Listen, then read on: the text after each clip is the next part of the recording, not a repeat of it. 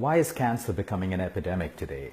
If you look around, we have more fancy hospitals, we have doctors, we have nutritionists, we have gyms, we have superfoods, we have supplements, we have everything possible, but yet when you look at the statistics of sickness, we see that cancer is becoming more and more, not just in India, across the world, but right now, India is one of the leading countries when it comes to cancer.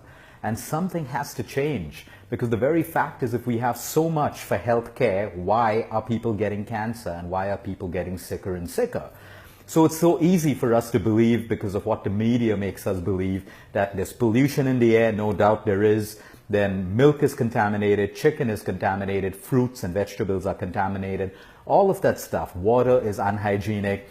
People who are fat, people who are obese, it's bad for their health. They have chances of getting diabetes. And we keep running from pillar to post, reacting to the disease. And today, what we've done is we've pulled up data of over hundreds and hundreds of cancer patients over the last 1 year. And we've looked for a commonality in the lifestyles of these people before they got cancer. It's very important that we invest in prevention today, because once we get the disease, many people heal. But what if we didn't get the disease? What if it was possible to prevent the disease? But you see, there is no research and there is no funding to fund research that goes into prevention, because there's no money to be made in prevention. There are no profits to be made in prevention at all. Like they say, there's no money in being healthy and there's no money in being dead. All the money is in being chronically ill. And if you actually look at that today, all the money is in being chronically ill. And how many times you need to see your nutritionist or your doctors, or be admitted to hospitals, or undergo all these new screening processes that are so good at telling you what's wrong in your body, but there's no one telling you how to overcome everything besides just treating the symptom. So when we pulled up this data, it's unbelievable. And we have data from across the world, because we don't just handle cancer patients across India. We look at people in Europe, from villages in Mexico to Russia to the United States, you name it, and we have patients from all of these places, including down under in Australia, Thailand, Vietnam, and Taiwan and Japan as well. But the beauty is, when we pulled out this data, we would think, at least I would think a couple of years ago, that we would see cancer in patients who are obese. We would see cancer in patients who have exposure to chemicals and who have poor lifestyles, who are drinking and smoking all the time, and all of that stuff. But you'll be very, very surprised at the commonalities that we have picked up when we look at the data of cancer. Today I have 5 commonalities, and it will all make sense to you when you understand it. Today we're just going to discuss the commonalities, and then we're going to break it down over the next couple of videos. Because if we can perfect ourselves at closing the gap in these commonalities, believe me, we have a chance to prevent cancer, and we have a chance to even heal cancer. Now, the beauty of this is it requires lifestyle changes. Now, don't get me wrong, there are cancers which are genetic in nature. There are cancers which are caused beyond our control. There are cancers in small populations where we don't know why it happened. That's a very small population. But the larger population, which is caused by lifestyle, and most doctors, because we don't diagnose beyond the symptom, so we never get into the lifestyle of people who have cancer to find out what the root cause is, what the trigger was. So then we either say, oh, it was bad luck, or it just happened, or yep, it's poor lifestyle. But when you're looking at treating a multifactorial complicated disease, you want to have all the data for a right diagnosis to be made to help the client holistically.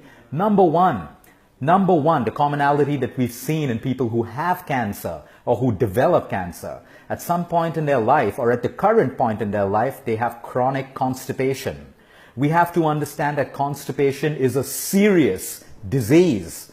It is not an issue, it is a disease. When you have chronic constipation, what are you doing? You're storing toxic waste in your system, which is not meant to be in your system. And especially in women, when we find women who are constipated, what happens? Estrogen, which is supposed to be passed out, now gets backed up into your liver and then back into the cells of your body, producing estrogen-dominant cancers. So number one, we see estrogen dominance connected to constipation. It's common sense. You don't need to be a scientist, a nutritionist, or a doctor to know this. It goes back to school. If we keep toxic waste in our system, we have the ability to start off a mutation of cells. Anyway, let's move on to the next commonality. Acidity.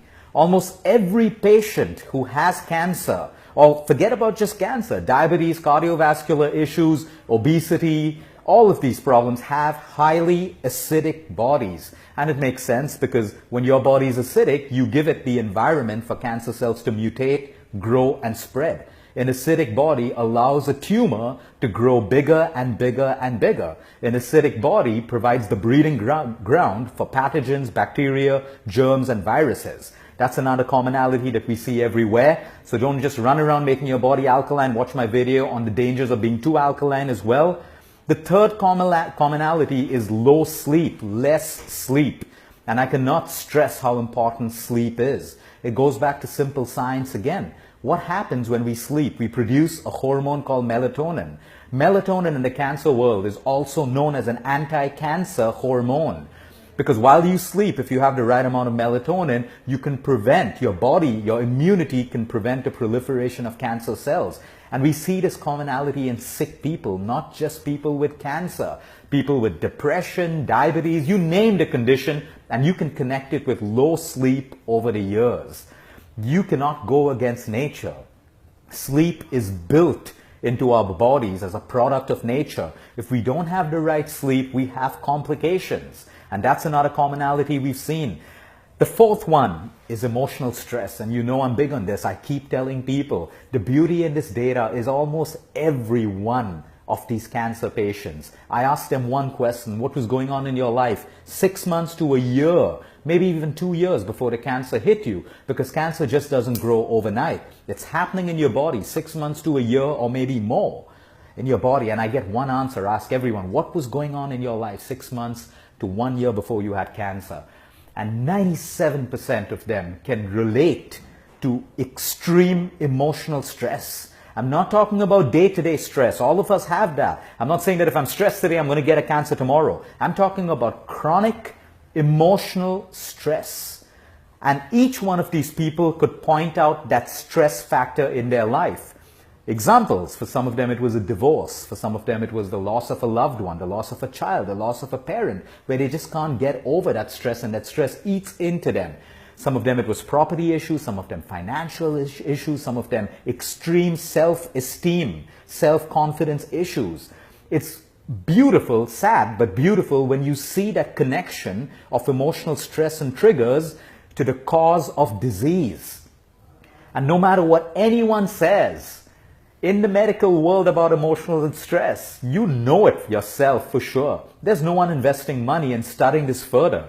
And they're not interested. Where's the money if you find that the outcome of this research is true, that emotions have an impact on your disease? There's no money to be made by anyone, which is why the things that really work in this world will never be researched. There will be no government funding, there will be no private funding for things like this, unless you find someone who's willing to put that kind of money without expecting it back, without expecting profits. And then, but you have enough of people probably watching this video right now in the world who will state that when they changed their emotions, their cancer went away. When they changed their emotions, they got stronger and they healed their diabetes, their arthritis, whatever disease it is. These are the four main commonalities that we've seen in almost every cancer case in the last 1 year, and on almost every cancer case that I see every single day. Now, the beauty of that is I've broken these points up into something else: a sedentary lifestyle.